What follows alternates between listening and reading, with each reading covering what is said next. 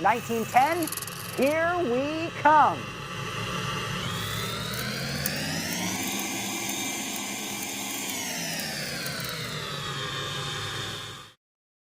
Hello. I knew you would come. Adventurers always do. They always find me. So you too would like to taste what this tongue has tasted, feel the spray of ocean that has hit this face, and see all the wondrous things these eyes have seen. Well then, come aboard. I will show you of people and places that others have only dreamed about. You know as well as I do that language is a passageway to culture, alive and waiting for us just around the corner. Not dead, no, never, but alive if we will just get on the ship that will take us there. 6 questions, you say. To keep life to 6 questions is a riddle, but I will do my best to speak a simple prose that will delight you and inform you. I will speak truth, and the truth is all you will need.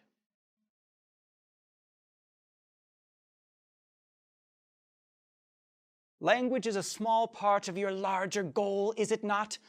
Your goal is to immerse yourself, to become one with the native cultures and tribes. When I lived among the Uhutu tribes to the south, they accepted me as one accepts a small child, and I became a child as I lived with them. I learned the meaning of tree and flower, of root and seed. I learned to become Uhutu myself. And thus, I have been many men and have lived many lives. I learned Spanish from the sailors that came to port. I learned Dutch from the pirates off the island coast, and I learned Portuguese from the nights spent with a Brazilian barmaid.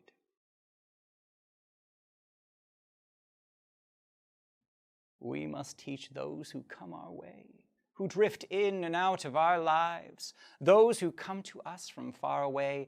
They are those who I know I must teach. So please sit down. Let me teach you. I will teach any who make their way to my door, and any who have come hoping to see what the world has in store.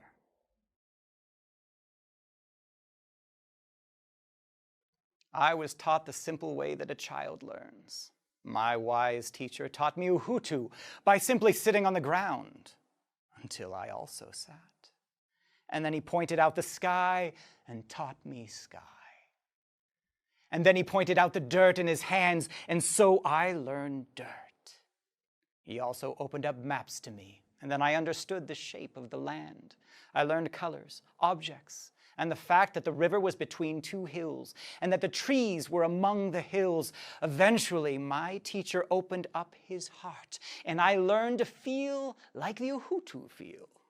He asked me what I felt, and that is the day I spoke and became Uhutu.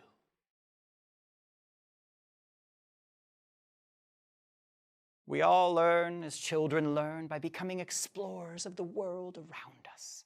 We don't learn from dusty books. We learn from what we can touch and feel and see. We read and see all around us. Those daily things that were once considered too low to even be thought of as worth teaching.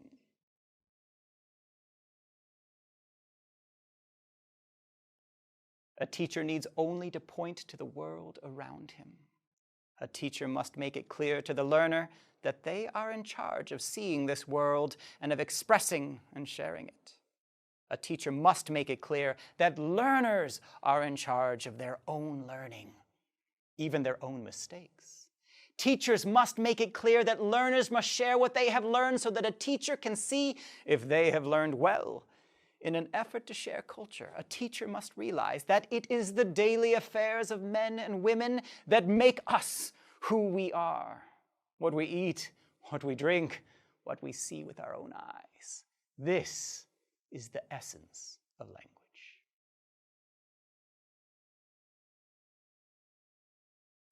As a learner understands a culture, there will be no need to remember it, because you will become a part of it. You will become as they are. And your ability to live in that culture is the only true test of language. But If I had to judge your ability to speak another language in my classroom, I would have you speak honestly and openly. No false grammatical sentences, but you would speak, and I would recognize your ability to understand as the people of that language understand.